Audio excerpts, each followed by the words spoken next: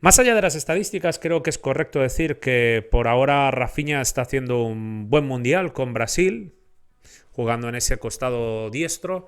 Eh, y hace mucho tiempo que quiero hacer este vídeo. Hace muchísimo tiempo que quiero hacer este vídeo para hablar de Rafinha, que empezaron a criticarle, yo diría que después del partido del Bernabéu.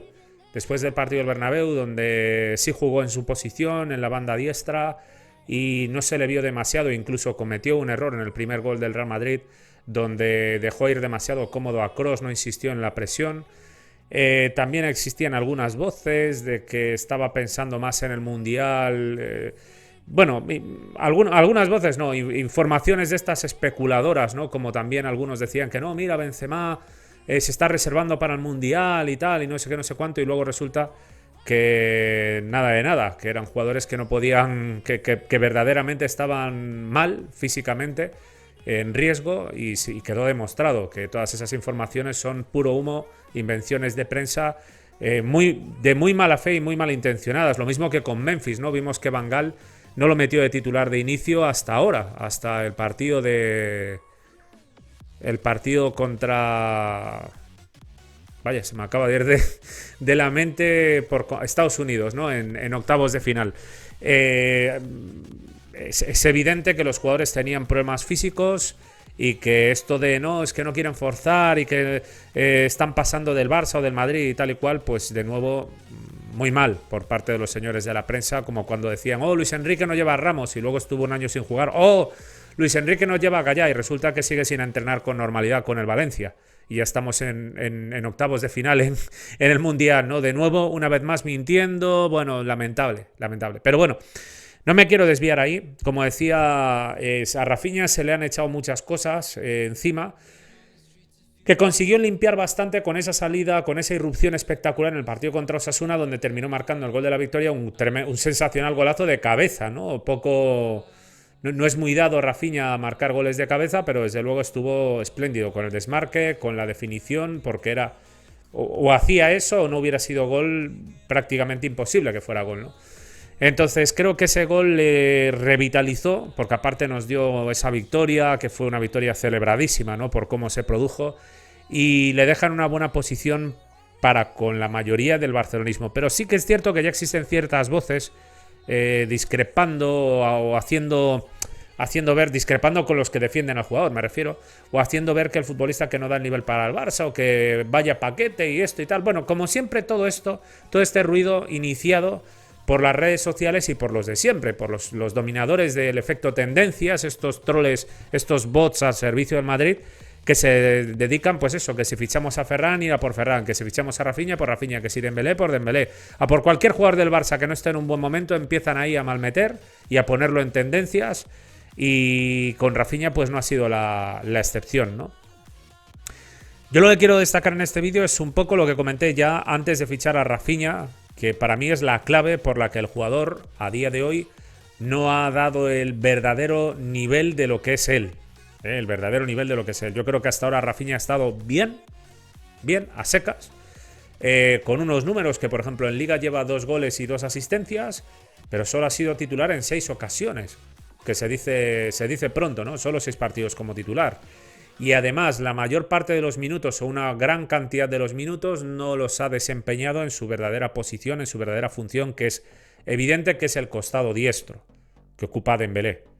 Aquí me molesta un poco este tema porque parecerá que es un ataque a Dembélé o algo así, o digamos que es que al final genera ese debate que a mí no me gusta absolutamente nada, porque ya tiene demasiados odiadores encima de Dembélé como para que aún encima estemos con el debate, no, Dembélé o Rafinha, que es justo lo que dije que no quería y que no me gustaba nada de fichar a Rafinha, porque Rafinha yo en febrero hice un vídeo, en febrero de 2022, de que si, o en enero de 2022, cuando parecía que Dembélé no iba a renovar, que para mí el jugador que debería sustituirle debería ser Rafinha, para mí el jugador que debería sustituirle, a mí el que me gustaba era Rafinha, siempre y cuando no pasara un precio de 40 millones de euros y siempre y cuando Dembélé saliera, porque yo siempre digo lo mismo, de que un jugador tiene que tener continuidad para que dé su mejor rendimiento, que es muy raro, por no decir que prácticamente nunca se ve un jugador que dé su mejor rendimiento sin ser titular de manera recurrente.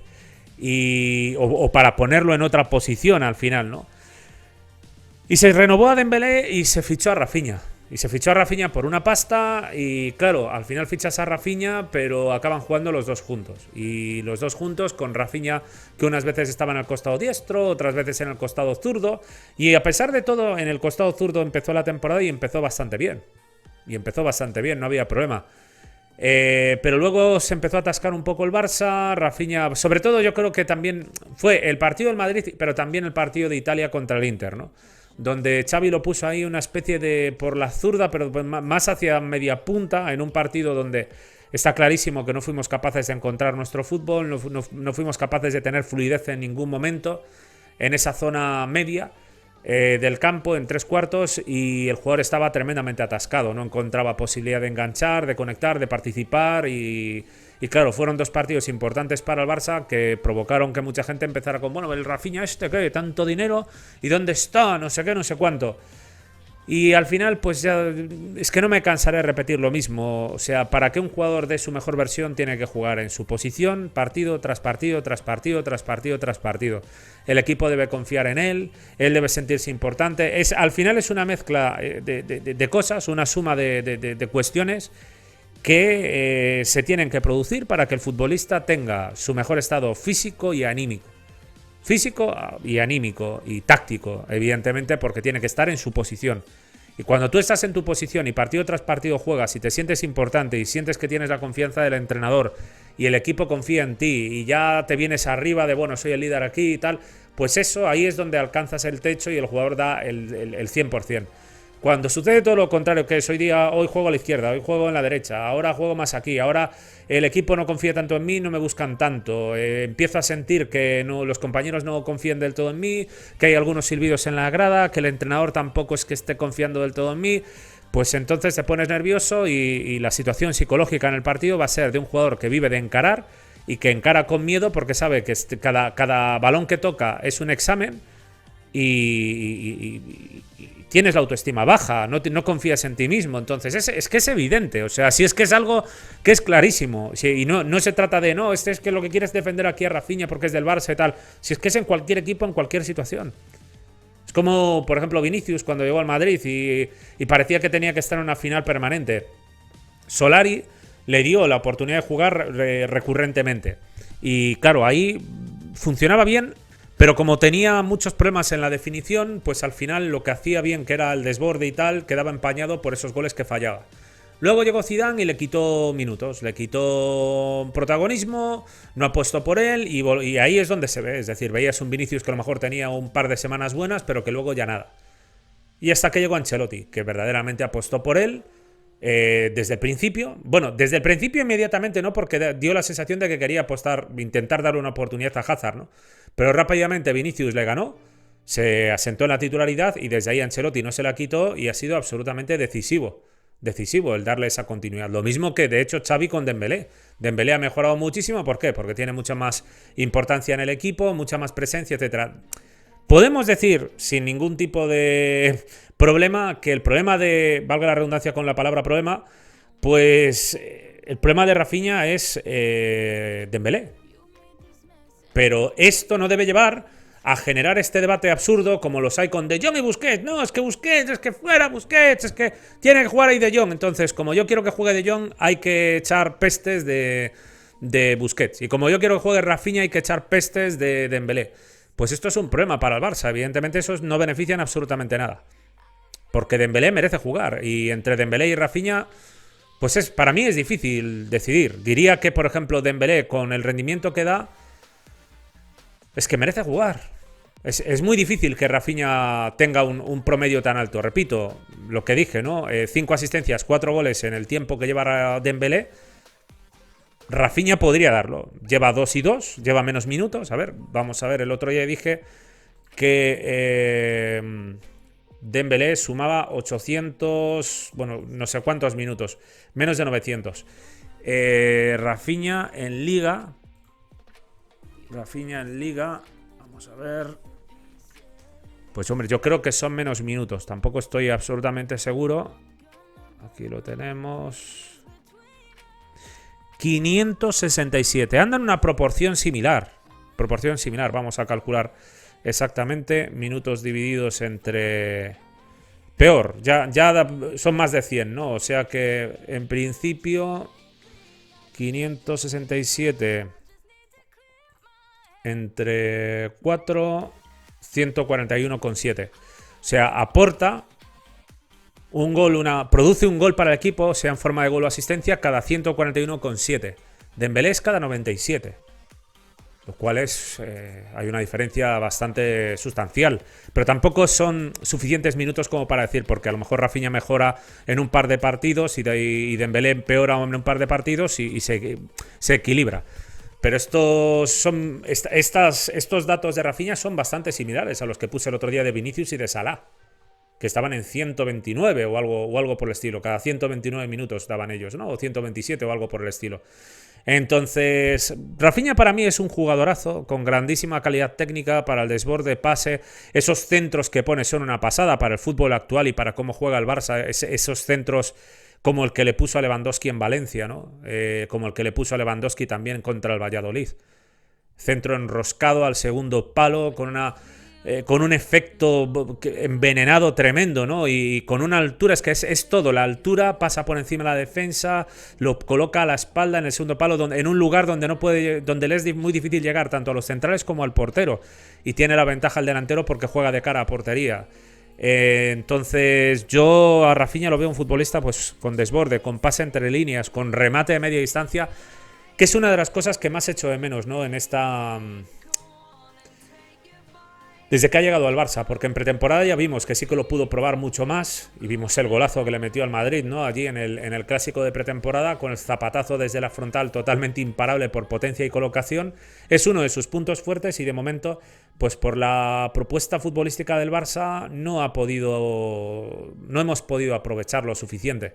No hemos podido aprovechar lo suficiente. Contra el Inter, por ejemplo, que lo puso ahí y apostó en el siguiente partido. No lo hizo en Italia, que para mí fue un error, porque ante semejante autobusazo considero que es importante tener ese recurso de Rafinha ahí, ¿no? Ya lo habíamos comentado en aquel momento. Pero en el Camp Nou sí lo hizo y no consiguió tampoco Rafinha encontrar una situación de remate desde la frontal. Pero sí fue importante con aquel pase a Sergi Roberto, buenísimo, que luego Sergi Roberto centró y llegó y marcó Dembélé el 1-0, ¿no? O sea, tuvo una importancia tremenda. Rafinha, aparte, pelea mucho en defensa. Y es un jugador que, repito, cuando pilla la zona central, vimos contra el Cádiz el remate al palo, contra el Bayern 2 remates que salieron rozando los dos. Es peligrosísimo, cuando la tiene ahí desde la frontal es peligrosísimo. Y repito, tiene pase entre líneas, tiene remate de media distancia, tiene desborde y trabaja en defensa. Para mí es un jugadorazo tremendo, no hay discusión. No hay discusión por mucho que sí. Concuerdo con quien me diga que no, pero es que en el Barça de momento...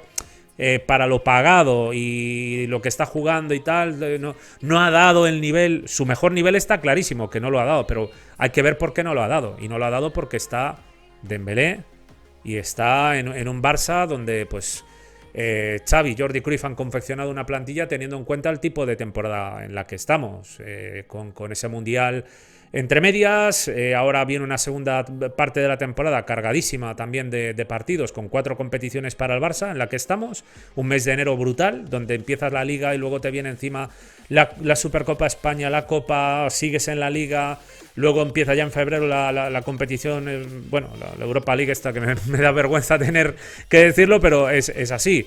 Y empiezan todo esto y se mezcla todo y evidentemente son muchos partidos, tiene que haber rotaciones. Bueno, yo creo que sobre todo lo que no hay que poner es presión ninguna, ni sobre Rafinha ni sobre Dembélé. Que juegue el que mejor esté, el que lo gestione Xavi como mejor lo considere, de la misma manera que, por ejemplo, Guardiola en el Manchester City durante todos estos años ha gestionado el Mahrez, Sterling, Sané, Foden, Bernardo Silva. Muchas veces jugaba Bernardo Silva en el costado diestro y Mahrez tenía que comer banquillo. Muchas veces tenía que comer banquillo Gabriel Jesús. Y no por eso vas a decir, no, vaya paquetes, vaya tal, no sé qué, no sé cuánto. Allí nadie decía cosas de esas. Allí todo el mundo entendía que Gabriel Jesús es un gran jugador, Sterling gran jugador, Mahrez, todos son grandes jugadores y que a veces estarán mejores unos y otras veces estarán mejores otros. Pues aquí es lo mismo. Si Dembélé está bien, Dembélé tiene que jugar. Y se siente por Rafinha, pero tendrá que calentar un poco de banquillo o aceptar jugar en el otro costado. Pero no podemos coger y decir, no, venga, pues fue al banquillo de Dembélé porque hoy no ha marcado y ya, y que juegue Rafinha. Pues no, habrá que darle... Es que ahí entonces entras en el problema de quitarle la confianza a Dembélé. Y es una mala gestión. Entonces, ¿qué vas a poner? Pones aquí. ¿Qué mal partido de Dembélé? Venga, al banquillo. Juega Rafinha. ¿Qué mal partido de Rafinha? Venga, al banquillo. Pues no tiene que ser así. Tendrás que darle 2-3 partidos, ver si en esos 2-3 partidos está fluyendo, está haciendo las cosas bien. Y Dembélé, lo cierto es que cuantos más partidos le dan, a lo mejor tiene un mal día, pero por lo normal. El discurso con Dembélé es totalmente erróneo. No es de cada 10 partidos juega uno bien. No, es más bien al contrario. De cada 10 partidos juega 2 mal. Lo que significa que de cada 3 te juega 2 bien y 1 mal. 2 o 3 mal, o sea, es decir, de 10 te juega como mucho 3 flojillos, pero 7 lo suele jugar muy muy bien. Y mientras mantenga esa línea, es una línea de altísimo rendimiento y hay que apostar por él. Que de cada 10 efectivamente juega 4, 5, 6 mal, entonces hay que entre Rafinha, sí. Es competitividad. Y no hay que odiar ni a... O sea, me refiero futbolísticamente, evidentemente, no a lo personal, pero me refiero, no hay que ser hater ni de Dembélé, ni hater de Rafinha, ni entrar en estas peleitas, porque hacen daño al Barça, hacen daño a Dembélé, hacen daño a Rafinha, devalúan al jugador, etcétera, etcétera, etcétera.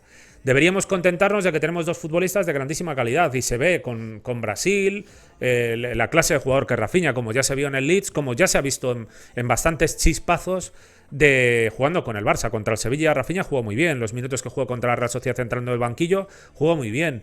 Contra el Inter en el Camp Nou creo que jugó un buen partido. Contra el Valencia salió... Bueno, contra el Valencia había sido un mal partido, salvo la asistencia, es verdad. Contra los Asuna salió y revolucionó el partido. Entonces, joder, un poquito de calma, un poquito de paciencia y sobre todo de los bots de Madrid entiendan que están ahí, entiendan que van a molestar y ríanse de ellos cuando vengan con sus campañitas, que siempre son malísimos los jugadores del Barça. Ferran es malísimo, Ansu es Ansu frágil, Lewandowski es Abueloski, Rafinha es tal, o sea, pero ¿por qué le compran a esta gente los discursos? ¿Para qué queréis quedar bien con estos tipos si son lo más sucio y tramposo que hay en el mundo fútbol? O sea, es que es increíble, lo que hay que hacer es ponerse los tapones y no escuchar. No escuchar es lo que se debería hacer. En fin, esta es mi reflexión sobre Rafinha. Os animo a que en la caja de comentarios dejéis la vuestra. Lo dejo aquí y nos vemos en próximos vídeos. Un saludo.